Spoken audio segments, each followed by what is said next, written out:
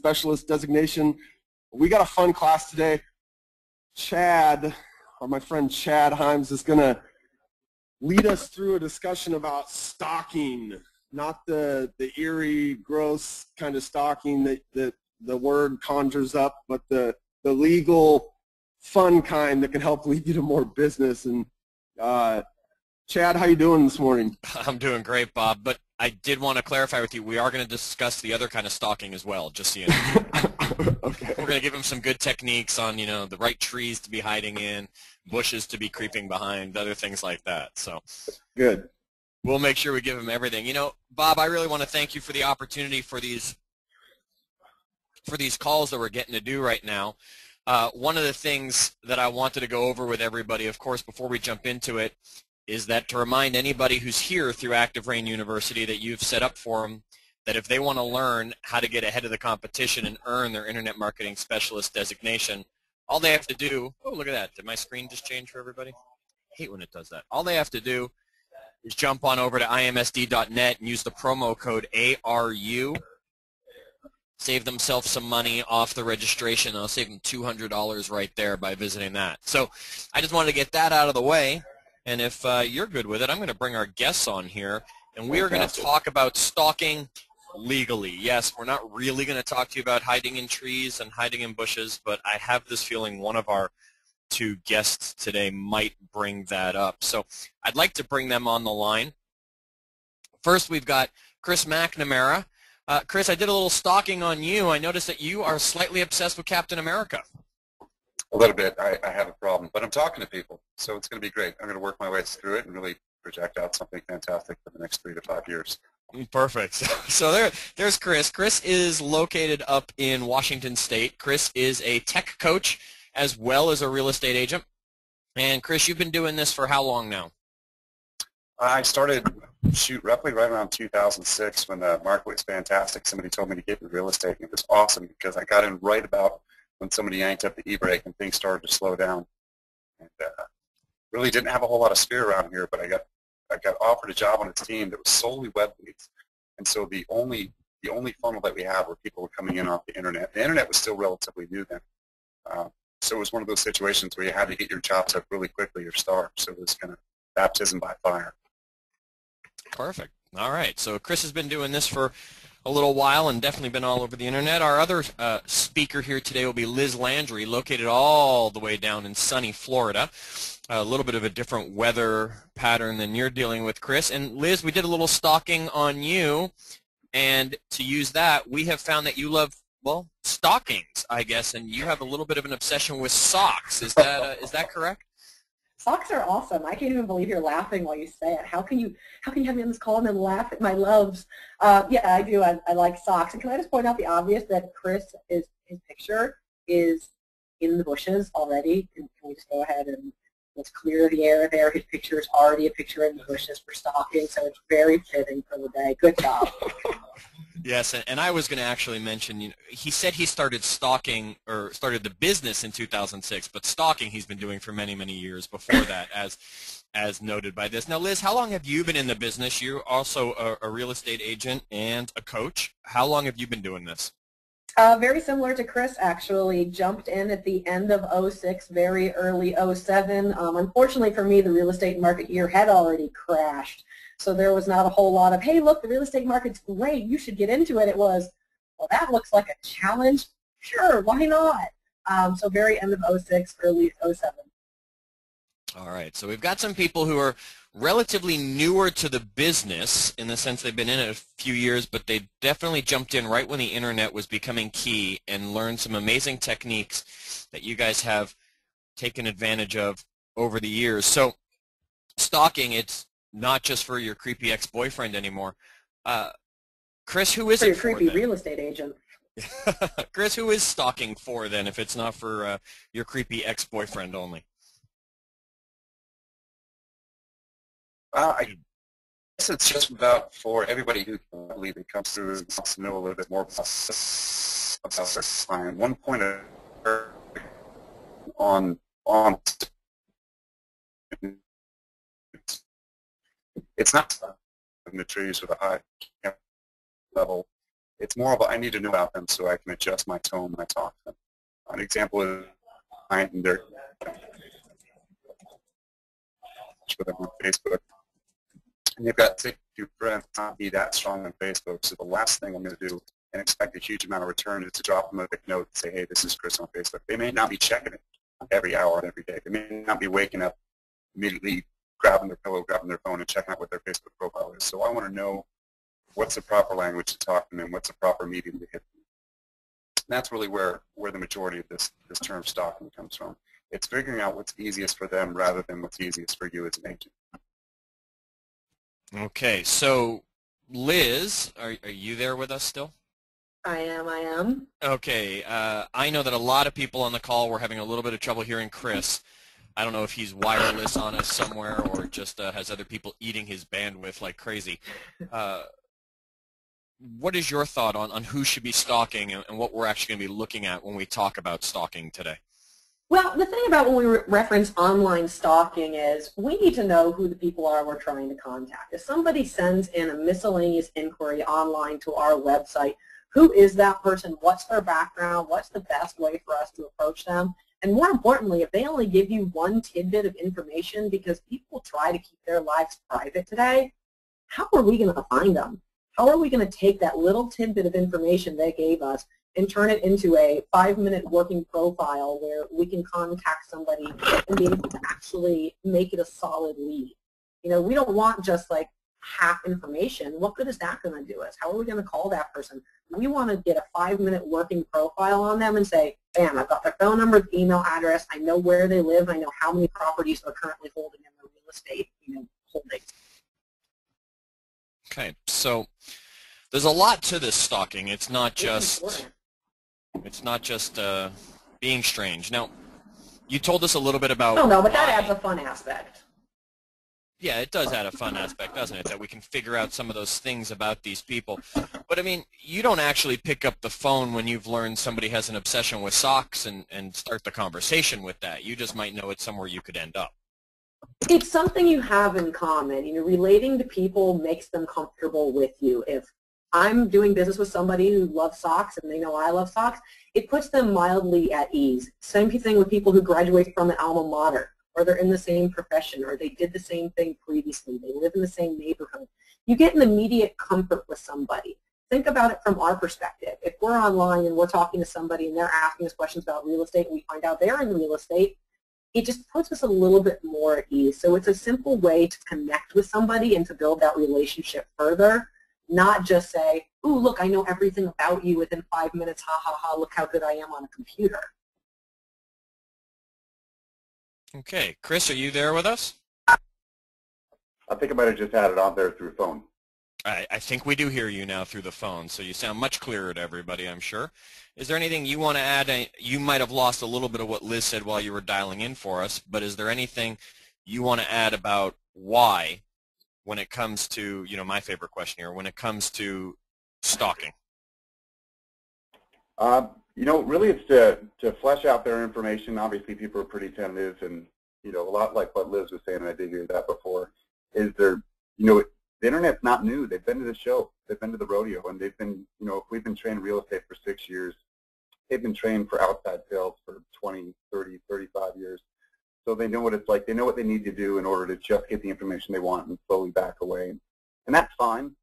But if we're in sales rather than being librarians, we need to figure out what's going to be the best way to approach them. Is it going to be straight on? Is it going to be from the side? Is it going to be to ask, ancillary questions rather than straight up, oh, you're looking to buy a house in the next 30 days. That may not be their motive for coming on the site. So I'm going to find out as much about them as possible, so I know that really the best way to approach them, and how to approach them. Is texting okay? Is Facebook okay? Are they business-minded people where they want to go through LinkedIn? Are they just looking for quick information, so the Twitter feed's going to be perfect?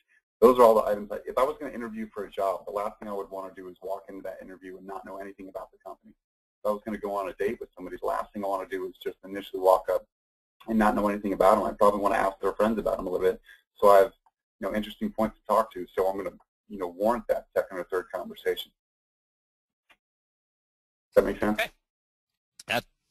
That really kind of sums it up when you bring it all together, that we wouldn't do a lot of things without knowing a little bit of information or research. I mean, nobody buys a car anymore without asking your friends or doing a little homework on it. It's just the same thing about deciding which clients to work with, it sounds like.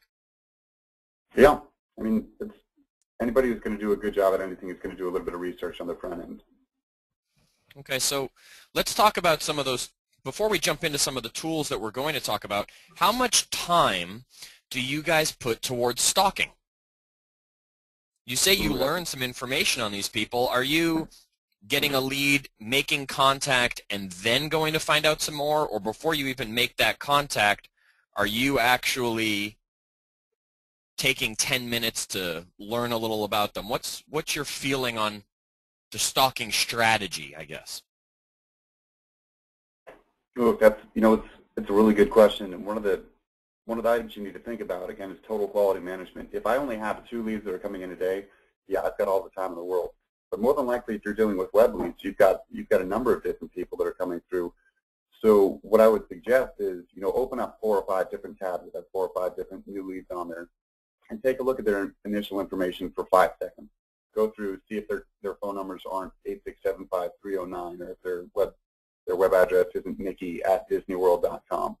And then if everything seems to jive that way, just do a quick plug-in on Facebook, do a quick plug-in on Google, and don't take too long with it. That's one of the biggest problems I have with the internet. If you have your laptop open while you do lead generation, is you're a human.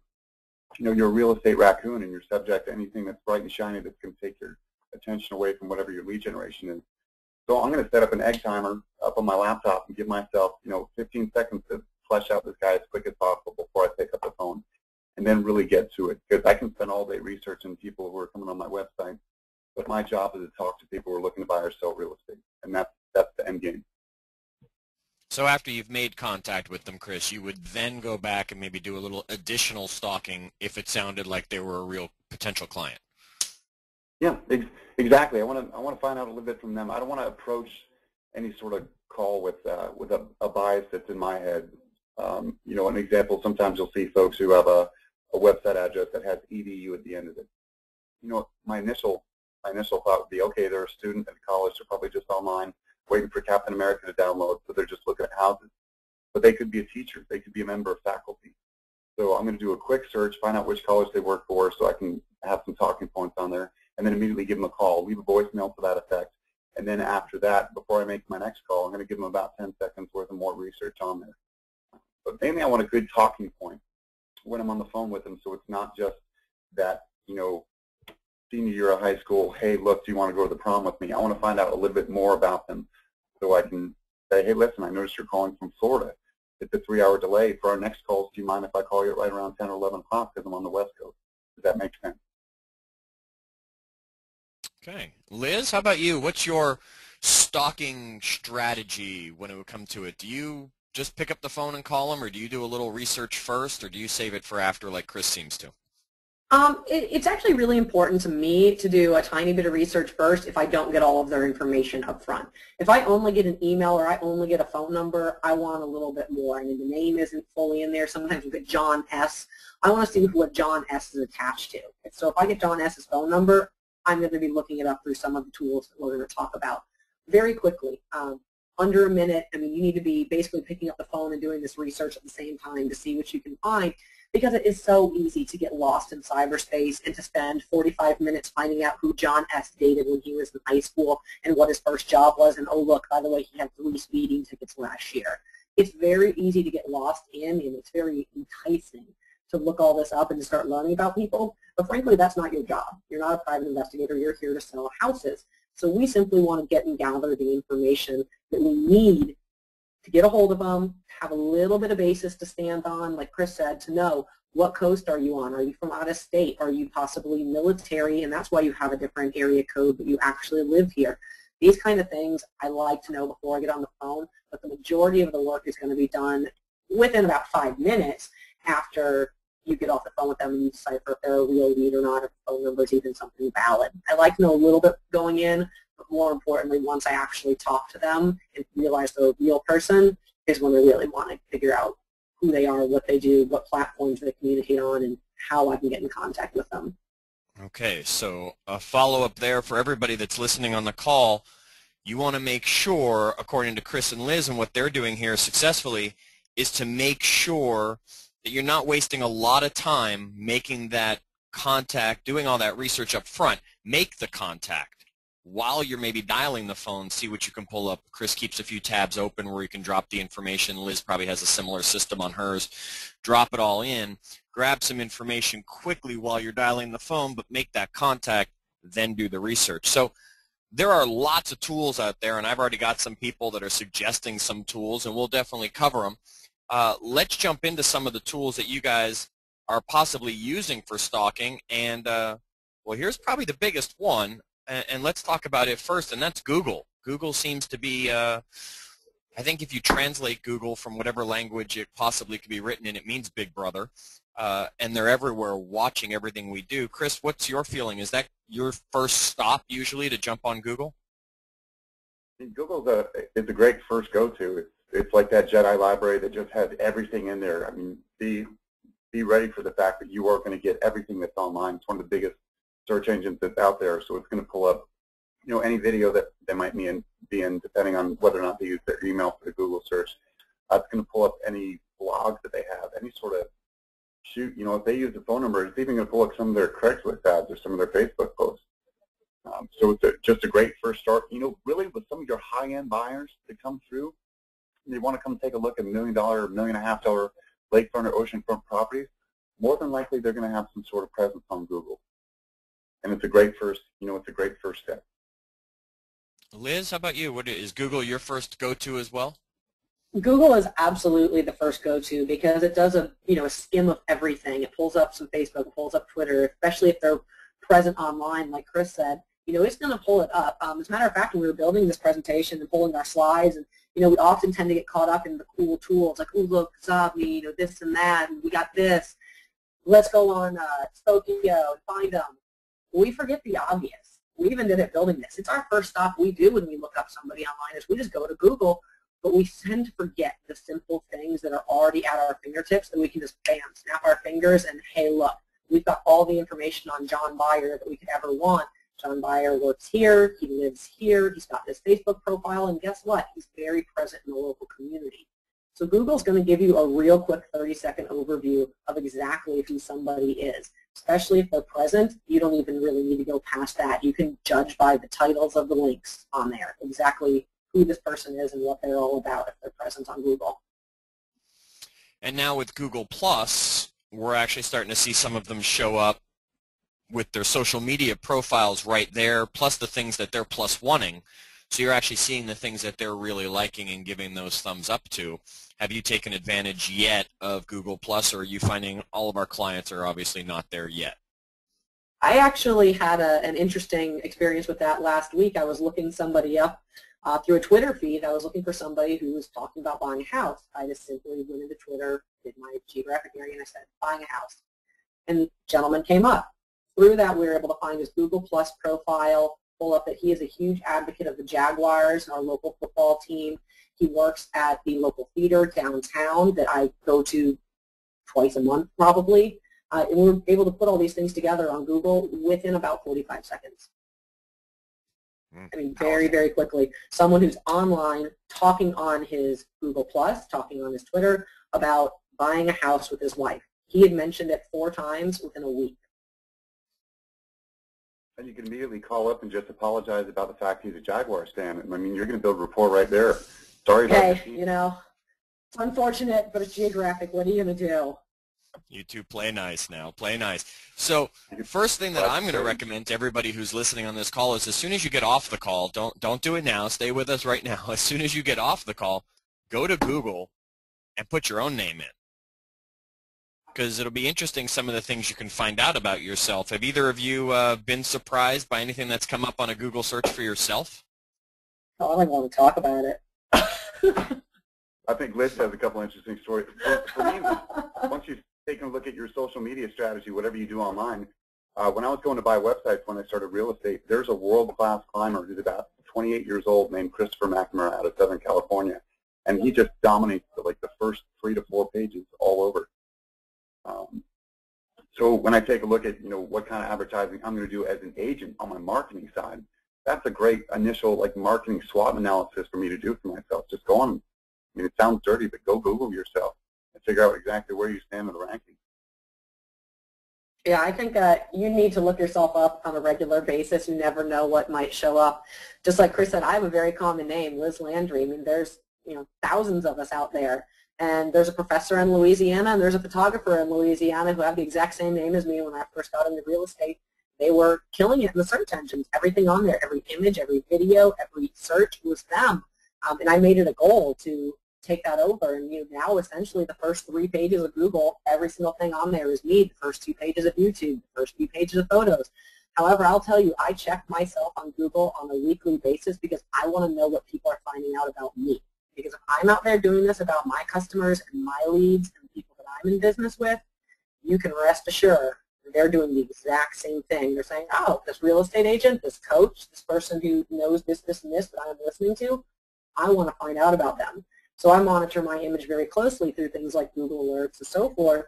I'll tell you, last week, 2 weeks ago, some very unflattering, not me, I might add, was not me, pictures showed up on Google Images on the 2nd page of Google Images. It's like Liz, Liz, Liz, Liz, Liz, and oh my God. So yeah, be very cautious not only about you, but rest assured that everything out there about the name you Google may not actually be that person. So you've got to look closely. If something kind of sticks out like a sore thumb that doesn't seem to fit the profile of who you think you're talking to, be cautious. Kind of look into it and see if it's real or not. So you mentioned Google Alerts. Everybody on the call, how many of you have set up a Google Alert for yourself? Just type into the message box for me a yes or a no so I know whether you've got one that you've set up. Okay, I'm getting a bunch of no's on that. So Liz, how would you tell them how to set it up? I haven't done it in like weeks. I don't even remember. Honestly, go into Google and Google Alerts, and it will walk you right through it. But the actual web address, I couldn't even tell you. I haven't done a 7 Google Alert for myself in weeks. But go to Google and just Google Google. Yeah, it's google.com/alerts. There you go. There you go. Nice and easy. So take care of that after this. Watch for some things that are popping up, and then go Google Liz just so we can all figure out what those pictures are that she's talking about. Stop. They're almost gone. And by the way, to solve that issue, what I did, so you guys know, is I went directly into Google Plus and I uploaded about 50 pictures of myself, and within 2 days, Google had registered them and pushed those other pictures down to about the 7th page. So go to google.com/alerts. That will be where you want to go to get that set up. Okay, google.com/alerts. All right, so Google's a tool we all know, and a tool that we all possibly were using, or maybe if we weren't, kind of smacking ourselves in the head, the old V8 commercial right now, going, why wasn't I using something as powerful and easy as Google? After that, what about Facebook? Are you guys using that as a stalking tool? I mean, is there anything really better than Facebook for finding out things about a person? Chris? I'm gonna go ahead and say that between Facebook and Google, Facebook's usually the first place I'm going to start, mainly because it gives you this footing. We're taking a look at Liz's profile page now. I immediately know in 5 seconds. Number one, it doesn't really count with Liz, but if people have names like Kelsey or even my name, Chris, I want to know if they're male or female. So when somebody picks up the phone, I can immediately say, "Hey, Chris." No, actually, that's my husband. Fantastic. But it also gives where they work, where they're from, what their birthday is, and what their top interests are that are on there if they don't have a protected profile. And for the most part, a lot of people are unfiltered that are out there. You can also search by phone number, their cell phone that they put in on your website. You can search by that on Facebook, as well as their email address. And that's going to pull up everything. So it's mainly one-stop shopping to immediately take me to their profile. So where Google is kind of like the long way through the woods to grandmother's house, Facebook is just that rocket ship directly there. So it looks to me, just looking at this screen, that you and Liz are both fans of John Mayer. And Yoda. Let's not forget Yoda. Well, of course, Yoda's a given, of course. So we're looking at Liz's profile and some of the information that we get, and then we've got even more. We even have a whole about Liz that we can find out a lot about you and some contact information for you. Liz, should we be controlling what we're putting out there about ourselves? Should we put all this information out there knowing people are looking for us? What are your recommendations on our settings on Facebook? I do recommend that you monitor what image you put out there. If you want to pop back to the previous slide, from our perspective, for what people are stalking you on, the things that are really important, I recommend you keep this entire part that you can see completely open. Hence, your job, your previous jobs, where you live. That's information you want to keep open. Now, if we jump up to the next slide, some of this is actually private if you are not my friend on Facebook and you go look at it. You cannot see either of my phone numbers. Sorry about that. Yeah, thanks. And even some of my friends on Facebook can't see either of my phone numbers, so thanks for the screenshot on that one, Chris. What I do recommend you absolutely keep open is the city in which you live or work, and your websites and ways for people to get in contact with you that are public. Maybe your main website, your Twitter, your About Me profile, those things that they're going to be able to get a hold of you on. Because that way they're going to know a little bit about you and feel, okay, this is the right person, this is legitimate. From your standpoint, looking out for these other people on these platforms, if you plug in somebody's email address and it pulls up their Facebook profile and everything's completely private, you're not going to get a whole lot of information. But if you can find out that, oh, look, they are on Twitter, and you can jump onto there, and the world grows very quickly once you are able to get one little tidbit of their information and get on one of their other platforms. And now you've got ways to contact them where you may not be ready to friend request them yet. You may be ready just to jump on Twitter and have a conversation with them about the local football team that they're cheering for, whatever it might be. So from, it's two perspectives. Monitor your image, but give people something to know a little bit about you. And from the other perspective of when you're out there looking for people, find absolutely as much as you can and follow the rabbit trail once you have time and you've established that it's a valid lead and someone you want to know. Okay. So as we're going through this, if you guys have questions, please don't hesitate to type them in. I will either ask them of Chris and Liz right away, or we will be having Q&A at the end of the call, so you'll have that opportunity here to ask some questions. I do have one question here. Liz, Virginia just asked, she says, you said that only some of your Facebook friends can actually see your phone numbers. How do you actually limit which friend sees what information so that they can control that? That can be used through Facebook lists, not to be confused with groups, but Facebook lists. You can put your friends all on different lists. So I allow some people to see the phone numbers, some people not to. That is, if you go up to the top right-hand corner, settings, and then you go to edit friends, you can put them on lists, and then you go to your privacy settings. If you want a video on how to do that, I have them on my YouTube page. It's youtube.com/RE-Tech-Musings, and I believe, Chad, you probably have some as well on IMSD. We do have some on the IMSD to help with some of that stuff as well. So if we have some time, we'll actually come back and discuss more about the privacy settings on Facebook. We want to show you some of the other tools that are out there for you to stalk to really kind of set you apart from other people. Now, Chris, you gave me an interesting tool when we were talking yesterday, and that was Craigslist. Tell us a little bit about stalking through Craigslist and what you were able to learn. Well, this was something I stumbled upon just because I had one of those clients and they had fleshed out all their information, and they really were looking at some good properties and they were responsive, but I couldn't seem to get any of their other information. So I was taking a look at everything that was online, and I had a Craigslist tab that was open. So I took their cell phone number out and I plugged it into Craigslist, and it pulled up something that they were selling because they were looking to sell their house. So they were selling, I think it was their bedroom set, or they're probably selling a trampoline because apparently you have to give those things away. It's like a monkey's paw. But I put in a phone number in there, and suddenly it pulled up their information and said, call Tim at 360-555-1212. And now I have his first name because I think that the other first name was like Joe Dirt or Mickey Mouse or something. And so I started to use that with Craigslist because people who are looking at buying or selling are probably looking at moving one way or another, or they're looking at acquiring things. And because Craigslist is so prevalent out there, they don't make that connection cognitively between social media and also Craigslist. It's just another avenue to go out there and flesh out your client one more bit. And, with this example we put up here, this was a phone number that I did when I was looking for just research yesterday when I was doing cell phone numbers that came through there. And this guy pulled out the Washington State Prison issue clothing set. Now, if that was a lead that came through, I'm probably going to have a couple questions for him. If I were Liz, maybe not going to meet him out at the property. That's just me. Maybe this kind of posting on Craigslist, throws up a red flag. And just one more piece. Dude, I'm not even gonna call that guy. He's getting deleted. Hey, look, that uniform looks clean. It looks pressed. He could be an organized guy. I've got a nice referral for somebody, whoever wants it. Notice it's 3XL, 2XL. He's a big guy. So yeah, again, it's just one more safety concern. But if you flip to the next slide, if I had a seller request and somebody came through and put their phone number in there, I want to know that they're a for sale by owner that's out there, because I'm going to have a completely different set of scripts, a completely different tone when I'm talking to the person.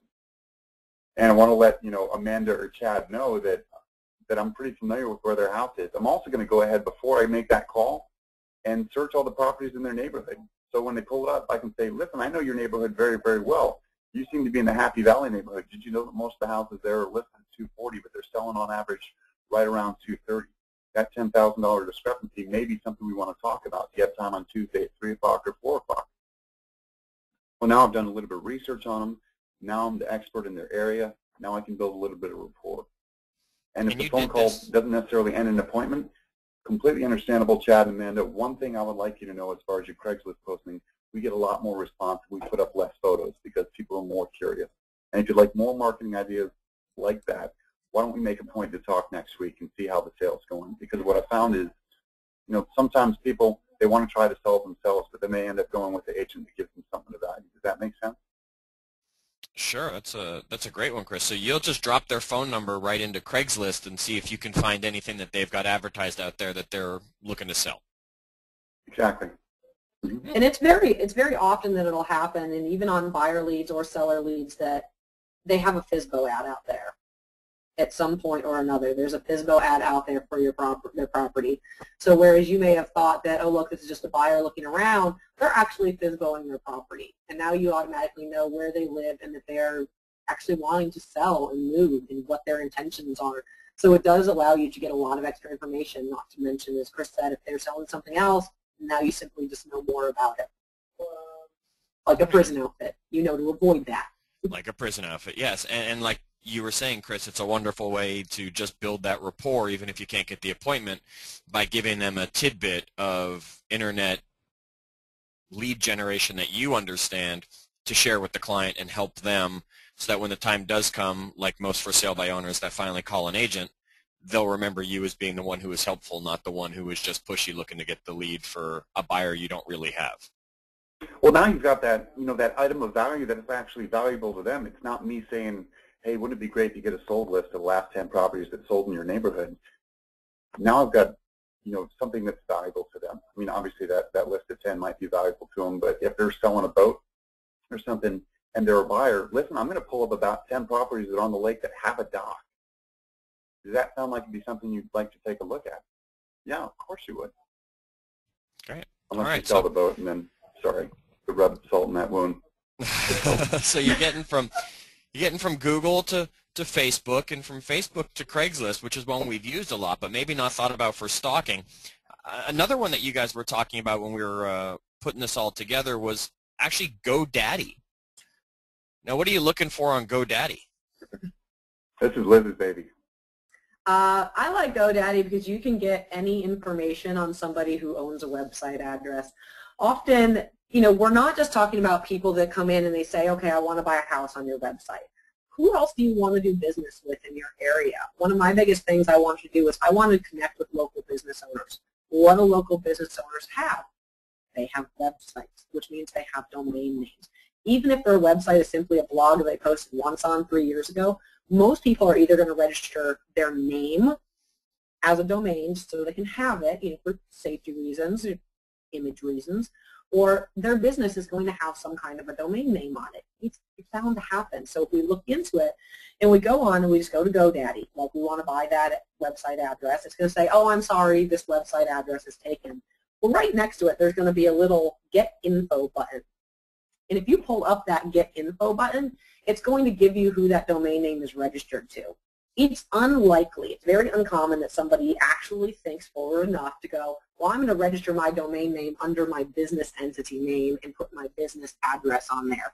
Because often these are bought very early stages of business and they don't think of those things. So look what comes up. We know an office address, we know who owns it, we now have the email for the person who owns it, we have the cell phone number and the office number. $20 says he doesn't know his cell phone number is on there. So look at it in that aspect.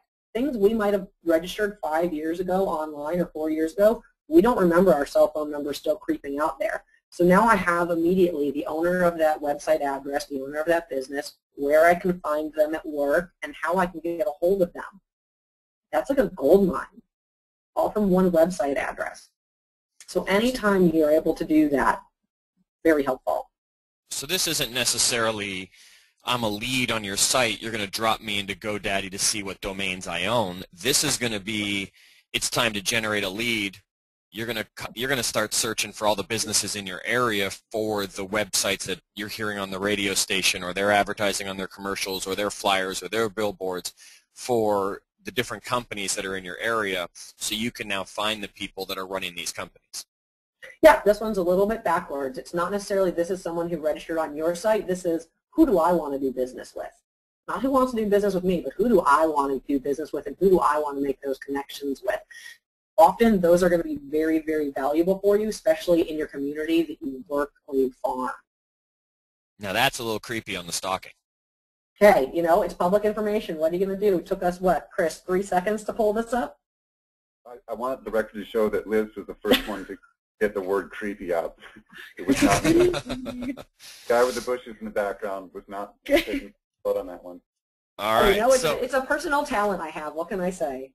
All right, so that's an interesting way. Now, going from GoDaddy, where do they find that Get Info, Liz? Do you happen to know? They just click on it? In the top right-hand corner, when you go onto just GoDaddy.com, it's going to say search for a domain, and it's going to give you that opportunity. Any domain you put in there, if it's taken, it's going to say, oh, I'm sorry, this is taken. If you pop back to the previous slide, if you look by that real big X right there, it says homeforinvestment.com is already taken. And right next to that, there's a tiny little link that says Get Info. If you click that Get Info link, that's what next page is what it leads you to. It leads you to whoever registered the domain, the address, any phone numbers on file. Perfect. Anything you can get on there. Now, even if it's not just for business owners, I mean, think about the number of people who have a personal website that's out there. It's amazing. We're up in the upper left-hand corner of the country, and it's pretty much the tech capital of the United States. I mean, a lot of people have an individual website, even if they have another full-time job. It could be porcelankitties.com or ilovetheseattlesounders.com or whatever. People are pretty good at having their own website out there. So if for no other reason than just find out more about what they're looking for. There are a lot of people who have their own personal websites that are out there. So now let's get to some of the more interesting, shall I say. The next one we talk about is Pipl. Let's talk about this one. This has been one that word is getting around on this site. Chris, what can we learn by going to pipl.com? Oh shoot! What can't you learn? Yeah, what can't you learn? This is for lack of a better term, it's like a profile of paradise. You put in someone's name on there, or their email, or the username, or their phone number, and it pulls up just like really a myriad of everything that they've ever done. From old shoot, Liz, you pulled this Pipl on some guy, and it pulled up everything they did, including his past record, tax record. Shoot, the usual social media profiles, their phone number, their photos on all their social media networks. Courthouse records. It'll pull any public courthouse records, including marriage, divorce, property liens, arrests. It will pull all of that information immediately. And by the way, it likes the arrest ones. Those are going to show up usually at the top, so you don't have to dig real far for them, which is nice to know, so you don't get in the car with a creeper. So would you recommend putting somebody in this that says, hey, can you show me 123 Main Street? I'm driving around right out front of it right now. Are you going to drop their name and information in this before you head over to that property just to make sure they don't have maybe a few violent arrest warrants or anything like that out on them? Well, I would never head over directly to the property. I'd call them in the office for a meeting, but let's say you don't want to do that. Let's say that's not your shtick and you just want to drive out there, which I can recommend. You're not going to convert them. But let's say you do, absolutely drop the name in there. And even if you schedule an appointment with them, know who you're going out with. I mean, from a female perspective and a male perspective, look at it this way. Basically, an open house is like saying, hey, there's a big empty house and I'm here all by myself, and you're scheduling appointments to go out to property. Vacant properties are people you don't know, you've probably never met or met once for 20, 30 minutes, and you're going into an empty property that you say, hey, it's going to be empty from 2 to 4. Do you really want to go out there with someone who's creepy from a safety perspective? No. From a business perspective, and then converting that lead and getting to know them, don't you want to know a little bit of information while you're stuck in the car for 20 minutes on the drive to that property that you can kind of pull and connect with them on, see what their history is, what their past is? Chris, you want to add anything about PIPL and the things that Liz was just saying there at the end? Well, you know, on a positive note as far as PIPL goes, I mean, when you pull up Oprah's second page here, it shows her personal profile, and then it goes to professional and business. So now that I know that Oprah is a producer, actor, executive producer, book writer, I'm going to have a couple talking points, so I'm going to throw out a couple jabs while we're sitting walking through. Because you know what, this may be the 5th or 6th property they've walked through, and if I'm not able to build rapport in that first visit, more than likely I'm not going to get a second or third visit. I want to find out a little bit more about them. I'm going to go through the whole board. I'm going to figure out exactly what makes them tick and try and connect on some sort of personal level. Because I know that if they start to like me, then they're going to start to trust me. And if they're going to start to trust me, they're going to start to work with me. And I can cut out all those first 8 questions, like where are you from, what do you do for work, if I know a little bit more about them, and say, listen, while we were talking on the phone, I pulled up a little bit of your profile and saw that, you know, you do this for work. I thought that was fantastic. I actually read that last book that you put that seal on, Oprah. I think you're fantastic. How many of these mansions are we going to buy today? I want to sell over a $50 million mansion. Yeah, let's all see if we can fight over Oprah as the client. Yeah. All right, so here's another one that you guys were talking about. Chris, Liz, which one of you guys are using this on your site right now? Chris, was this you that it's a screenshot of your email? I know that I'm using it, and I'm pretty sure that Liz is using it as well, because we're both pretty big proponents of Gmail. This was suggested to me by somebody because they were an Outlook user, and Liz trying not to hiss or swear. But it was, you know, again, I'm a big fan of total quality management, not drifting across the internet while I'm doing lead generation. And if you have just one screen open, there's probably going to be less chance you're going to hop off somewhere else and suddenly end up like, you know, 3 hours on YouTube. So I like to have everybody right on that one hero shot of my computer screen. And every time you have an email that comes through, it's basically going to pull this reportive.com is something you download and you use it through your Gmail. And I think you can use it through just about everything else now as well. But it pulls up that person's social media profile on the right-hand side, and you'll see here that it's basically got, it shows what their last couple tweets were, gives you a place to follow them on Facebook, LinkedIn, or check out. You can give them a holler on Skype if you want. Video chat's going to be something I think will take off in the next 4 to 5 years, if it hasn't started taking off already. You can also go down to the bottom right-hand side and leave notes on that person. The whole idea of using Gmail as a CRM is fantastic because really it syncs up with your iPhone. And if every time you go to call somebody, you've got those notes there on your iPhone that'll initially let you know, hey, Liz Landry's calling from Jacksonville, Florida. Sadly, she's a Jaguars fan. She's looking for a 3-bedroom, 2-bathroom house in the Berkeley area. Well, now my office is anywhere. I can make all my calls poolside. Wouldn't that be a great way to run your business? All right. So, Liz, are you using this as well as Chris?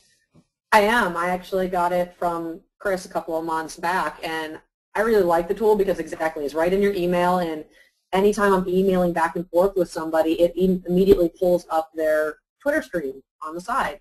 How nice is it to know that I'm emailing back and forth with somebody and it says, oh, by the way, here's the last 4 things Chad was talking about online.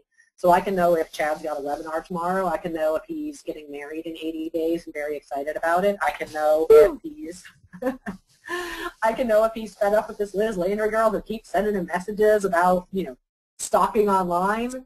I can immediately know what's going on with that person at a 3-second glance just on the side of my email. It automatically pulls it up for me, and I can connect with them in any of my preferred methods directly from there. As you see on the slide, it's got Facebook, it's got Twitter, it's got all those things it's connected to that let you know, hey, you guys are connected here, you're not connected here. Pull this up, check it out, connect, and build the relationship. Well, showing a lot of places to find these people, stalk them and track them. I'm getting a few questions. Liz, do you use Gmail as your go-to for your database as well? I use Google Apps, which is essentially Gmail. Yep, it is the only thing I'll use. I switched over to it about 2 years ago, and I will never leave. It's the greatest thing I've ever done. And Chris, same thing with you? Yeah, I'm a big proponent. I got converted about 3 years ago, kicking and screaming, and will never, ever go back, much like when I saw A-Star. All right, so another one that a lot of people know is Zobni. So that's inbox spelt backwards for those of you who haven't caught on to where they got the name Zobni. What about Zobni? It connects to Outlook. Do we need to go past that? Well, we know how you feel about Outlook. Now, I was telling, it is now available for Gmail in a beta mode. So you can, if you're using Gmail, you can use it. Slightly different than the version for Outlook. But are either of you using this? Were you using this? Or is it just it's attached to Outlook, so Liz, you just know you had to talk about it today, but you stay away from it as best you can?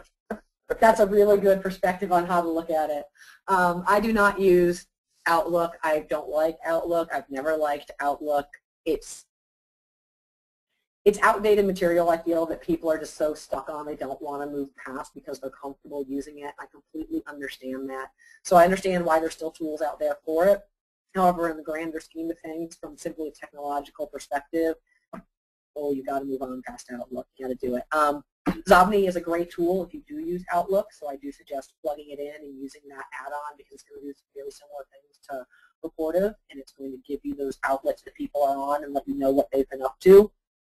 However, it's attached to Outlook, so I boycott it.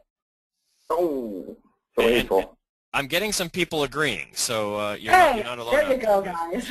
So Aaron wants to ask this. Chris, I'm going to put it to you first here before we go on. It says, talk a little more in depth about how you use the info you're finding on all of these incredible, cool stalking sites. Like, what do you actually say to the client?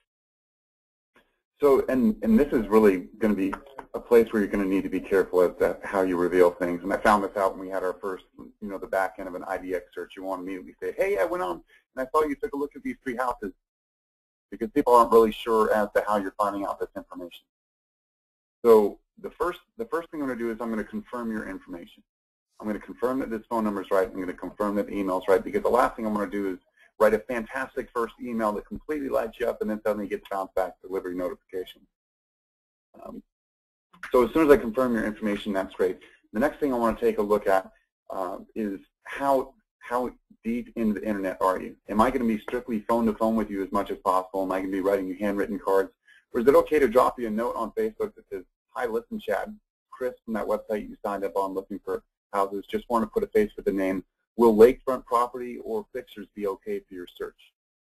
And now I know that because they have 3,000 friends on Facebook, there's a good chance they're going to see that letter. If I see that they're on Twitter quite a bit, I'm just going to go on and post a couple things, or take a look and see if they have a blog and try and engage them on their own ground. So it's not just me going immediately for what I need from them. If I immediately want to find out if you're buying a house in 30 to 60 days, that's great. That serves me fantastic.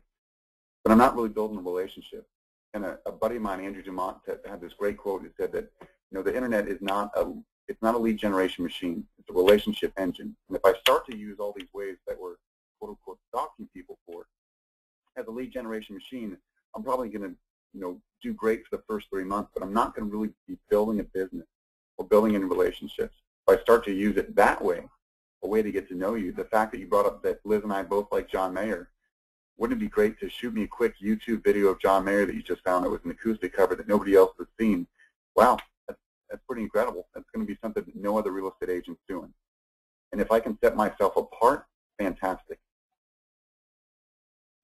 All right. So let's get through some last few things here that we wanted to talk about before we open it up to some questions.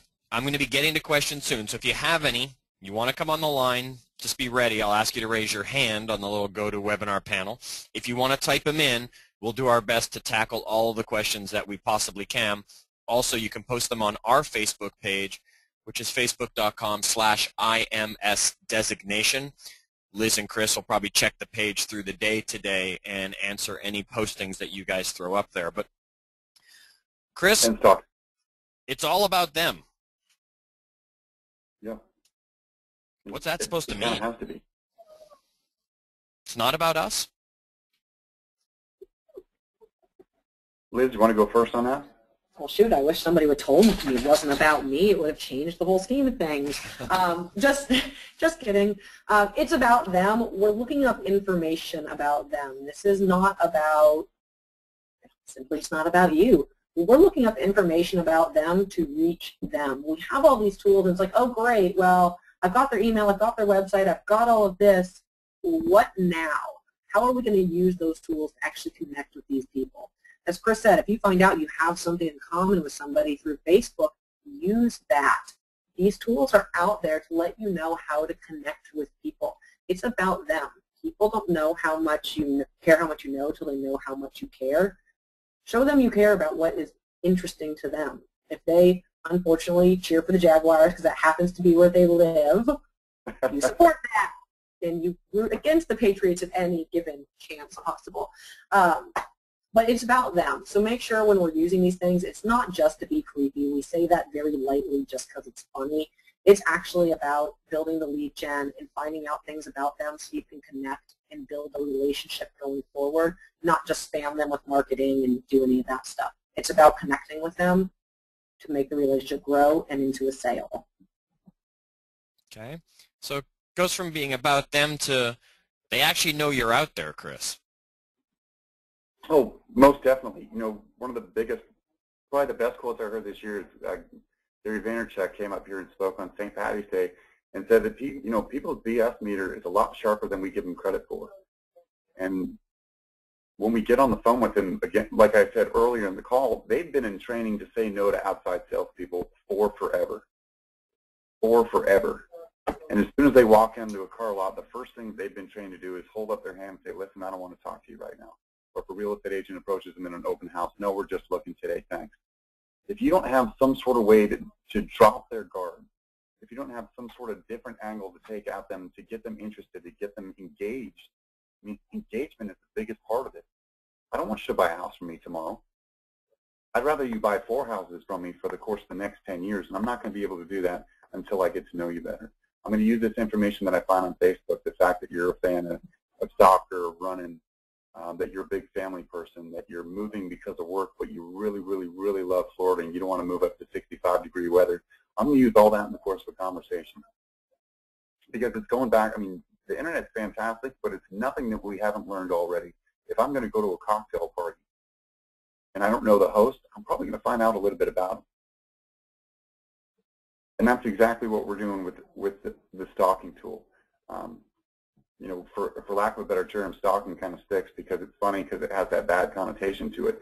But if I was going to go to Italy and I wanted to talk with somebody, I'd probably learn a couple of Italian phrases before I went there. Otherwise, I'm going to end up getting directions to the bathroom every time I want to get something to eat. It just makes sense to do research ahead of time. There's no other time in life where you're successful where you're going to approach something without doing a little bit of the homework. It's a big world out there. Don't get yourself lost in hours of research on somebody before you even pick up the phone and call. It's a common thing that happens to people, and we just get sucked into it because it's so fascinating. I remember when I first signed up for Facebook and actually got engaged in it, I think I lost myself for like a week in cyberspace. I don't even know what was going on in the real world because I allowed it to suck me in. Using these tools that we've shown you and finding information on people will allow you to get sucked in before you even call the lead and find out if it's a real valid phone number. So make sure you don't let yourself get lost out there. Make sure you don't get sucked in too much to finding out how many speeding tickets somebody had. It's not really important to you. So find out the information you need, not if they had a speeding ticket 5 years ago. It's just, it's not important. All right. So as we bring it to a close here, I just want to say to everybody, remember, if some of this is over your head and you're saying, oh my gosh, I need to learn a little bit more about generating online leads and using some of ActiveRain's tools even to really grow my business, check out the Internet Marketing Specialist designation. We are at IMSD.net. Use the promotional code ARU to get into it, or you can actually call 619-500-IMSD after the call. That's 619-500-IMSD after the call. So now it's time for some questions. If you really want to be brave and come on the call, you can click the little raise your hand button. I'll see